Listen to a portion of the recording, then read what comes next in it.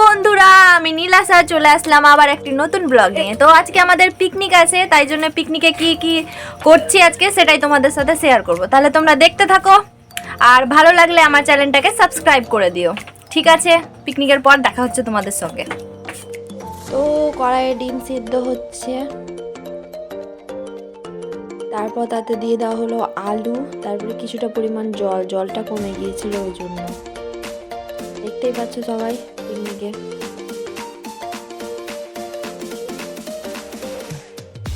তারপর কড়াইটা চেঞ্জ করা হলো, কড়াইটা ছোট হয়ে গেছিল আর জল বেরিয়ে বেরিয়ে সব পড়ে যাচ্ছিল। আমাদের উনুনটা সেই কিন্তু, তা ওই যে টুনি নাচ করছে সাইডে, তা আমিও কিছু ডিম আবার উঠিয়ে উঠিয়ে দিতে লাগলাম, আগুন লাগাচ্ছিলাম উনুনে। তারপর এই যে একটু নাচ হচ্ছে, আমার বেটি দাদা।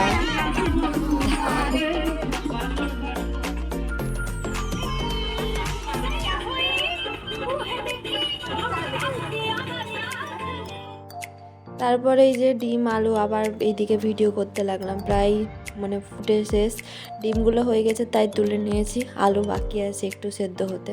তো সবাই মিলে ডিম ছিলছিল, তারপর ডিম আলু সেদ্ধ হয়ে গেল। এবার ভাতের হাঁড়ি চাপিয়ে দিলাম, তাতে জল দিয়ে দিলাম যতটা পরিমাণে জল লাগে। তারপরে মাঝে নিয়ে নিয়েছিলাম একটু কুরকুরা ব্রেক, সবাই মিলে কুরকুরে খাচ্ছিলাম। তো খেতে খেতে একটু ভিডিও করে নিচ্ছিলাম, তা আমিও ঢং করছিলাম একটু, আমার বেটিকে খাইয়ে দিচ্ছিলাম আমি। তারপরে এই যে আলু ছিলছে সাইডে, একদিকে ভাত হচ্ছে, আলু ছিল প্রায় কমপ্লিট।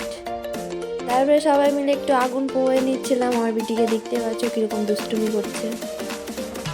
তারপর কড়াই চাপিয়ে দিয়েছি, এবার কড়াইয়ের ডিমগুলো ছেড়ে দিলাম, ডিমগুলো ভাজার জন্য। তাতে নুন হলুদ দিয়ে ভাজা হচ্ছে ভালো করে। তারপর এটা হলো আর একটা বেটি আমার, তা আবার ডিম ভাজা কমপ্লিট, এবার আলুগুলো দিয়ে দিচ্ছি। আলুগুলোকে কেটে নেওয়া হচ্ছে, কারণ তখন কাটা হয়নি তাই জন্য।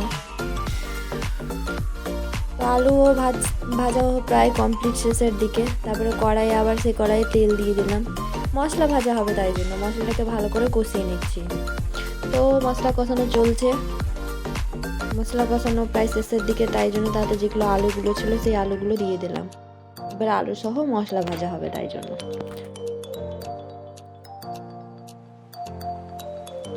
তারপর এই যে আমার বেটির খিদা পেয়ে গিয়েছিল, তার মা তাকে খাইয়ে দিচ্ছে। তো ডিম আলু রান্না করা কমপ্লিট, দেখো একদিকে ভাত একদিকে ডিম আলু, আর কিছুটা পরিমাণ ডিম এমনি ভাজা ডিম উঠানো হয়েছিল বাচ্চাদের জন্য। তো খেতে বসে গেছি, খেতে দিয়ে যে ভাত দিয়ে দিল, এবার ডিম আলু দিয়ে দিল, এবার খাওয়া দাওয়া চলছে, দেখতেই পাচ্ছ।